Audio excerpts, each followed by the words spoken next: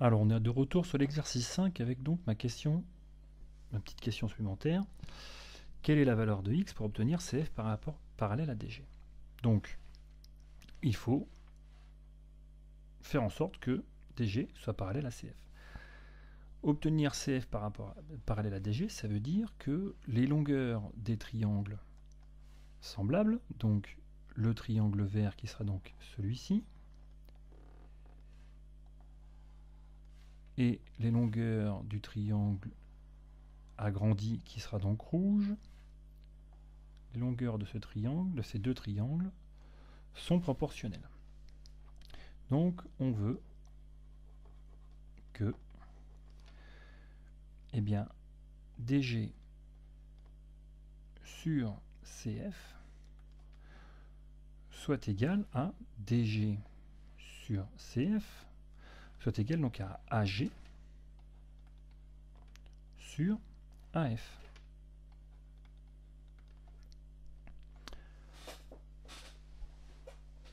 DG, on connaît, c'est 5. CF, on connaît aussi, c'est 4. AG, c'est donc 4 plus 2 plus x, donc 6 plus x. Et AF, c'est 6. Alors, je vais faire mon produit en croix.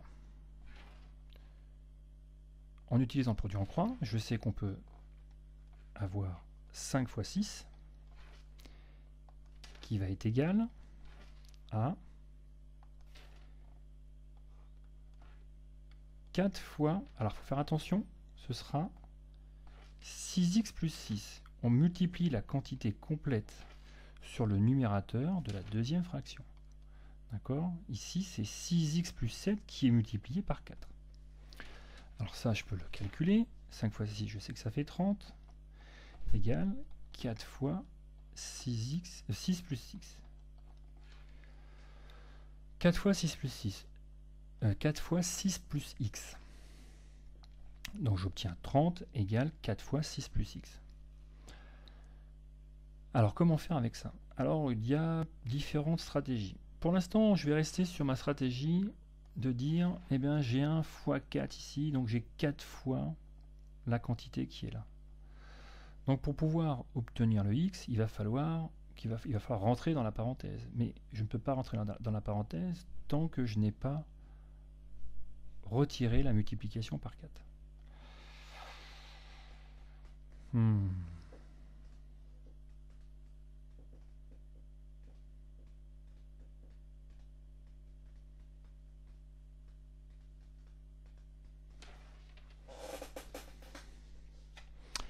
Alors il y a deux méthodes pour résoudre cette équation. C'est une équation puisque j'ai une valeur inconnue et j'ai donc une égalité dans une valeur inconnue dans une égalité.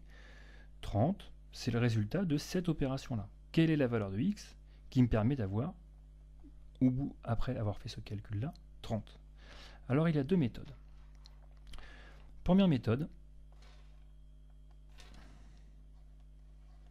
elle consiste à dire, eh bien, je vais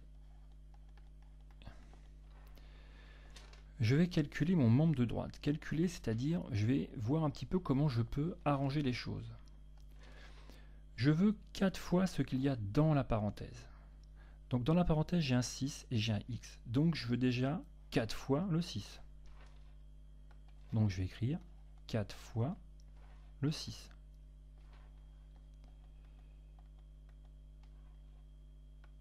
Donc je vais écrire 4 fois le 6. Et puis, je veux 4 fois l'autre morceau de la parenthèse, c'est-à-dire 4 fois le x. Et entre les deux, qu'est-ce que je mets entre les deux? Eh bien, entre les deux, je vais mettre le signe plus. Puisque j'avais 6 plus x, j'ai 4 fois le 6 plus 4 fois le x. Si je calcule ce qui me reste, 30 égale 4 fois 6, 24, plus 4x.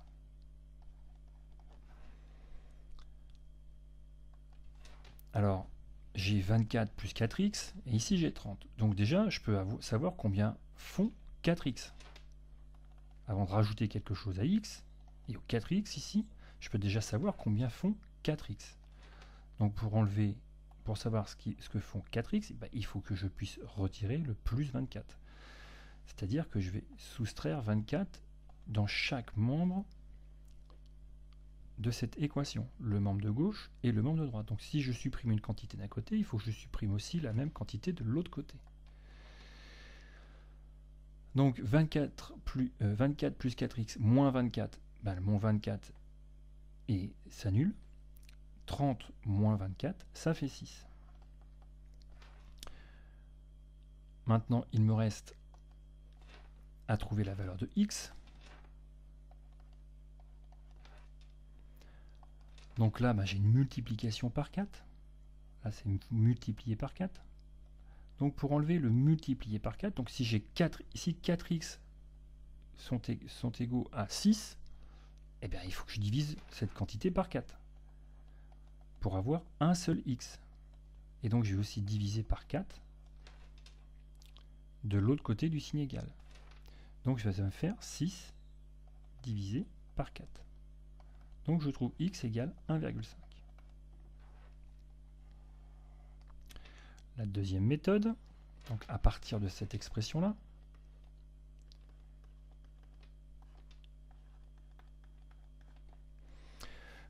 alors on ne va pas développer comme on l'a fait ici, on va directement enlever cette multiplication, puisque j'ai 4 fois quelque chose qui contient x. Donc je voudrais déjà savoir que représente le quelque chose qui contient x. Donc mon fois 4 ici, il va falloir que je m'en débarrasse. Donc si j'ai 4 fois quelque chose qui contient x, pour avoir ce qui contient x, eh bien, il faut que je divise par 4. Si je divise par 4 la quantité qui est à droite, il faut aussi que je divise par 4 la quantité qui est à gauche pour que l'égalité soit conservée. 30 divisé par 4, ça fait 7,5. Bon, ici les parenthèses ne me servent plus à rien. Donc je peux écrire ça comme ça. Et puis là, j'ai un nombre auquel j'ajoute 6 et qui fait 7,5. Alors c'est plus facile, là c'est peut-être plus facile à voir. Pour enlever mon plus 6, un nombre plus 6, j'enlève le 6. Et encore une fois, j'enlève chaque côté de l'égalité. Donc je vais obtenir à droite x, 6 moins 6, ça fait 0, il me reste x, 7,5 moins 6, ça fait 1,5. Alors qu'on fasse un développement puis une résolution, ou bien directement une résolution en simplifiant l'écriture au fur et à mesure, on transforme les différentes écritures pour obtenir le résultat de chaque côté. Qu'on fasse ça ou qu'on fasse ça, on obtient le même résultat. Donc, il faut que x soit égal à 1,5.